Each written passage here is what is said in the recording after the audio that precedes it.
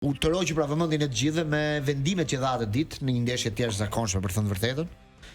Ku ti pak më parë na the që ai ka gabuar shumë. Pse ka gabuar Marçini? Tani, nëse marrim rastet që pretendon Barcelona që ka gabuar, ato 4 rastet që ata pretendojnë, domethënë dorën e Acherbit, ishte dora që për mua nuk është penallti sepse topi bie njëherë në gjok, kështu që vendimi drejt te dora. Po ishte më pak që nuk duhet konsideruar rastin. Rast penalltia e Lautaros që u dha, që nuk e dha, po e dha vari, që për mendimin tim ajo është penallti. Pra ti thua penallti, po arbitri gaboi që nuk e dha. Gaboi që nuk e dha. Po ishte shumë e vështirë për ta parë. Dakor, po flasim mirë, shiko Glen.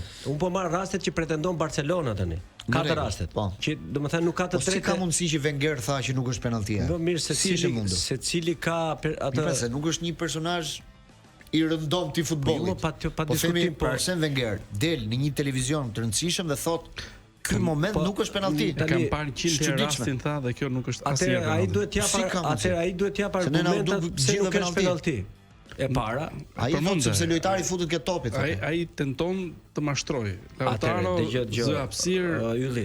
E kërkon kontaktin me tani me Dinakri. Të paktën unë nga kjo pjesë flas me kompetencë të plot sepse kam qenë 20 vjet në fushë, nuk po flas. Po. Tani s'dua të them që Wenger nuk, po që ndoshta se një mirë këtë punë se 12 vite ke. Okej.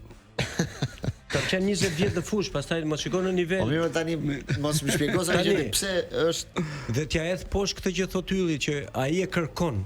Sigurisht që një lojtar sulmues normal që dhe e kërkon, por kontakti është i plot te këmba e Lautaros dhe pastaj ai e merr para me gjithë top. Kështu që këtu s'ka si diskutim, unë abitem si mund ta diskutosh atë.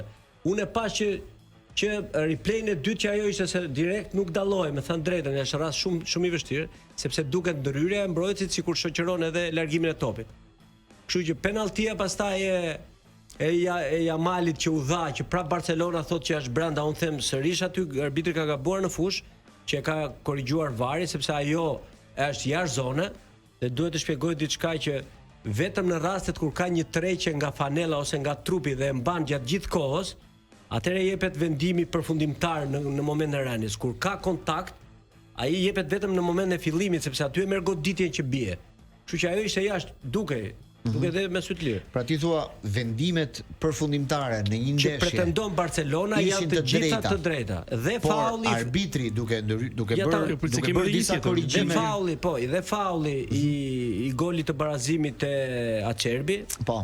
Për mua nuk është faul fare, sepse dhe aty ka bërë të drejtë, shpjegimi im është që lojtari i Interit është para ti me këmbën dhe i vjen lojtari i Barcelonës dhe godet dhe bie, nuk kanë asgjë. Domethënë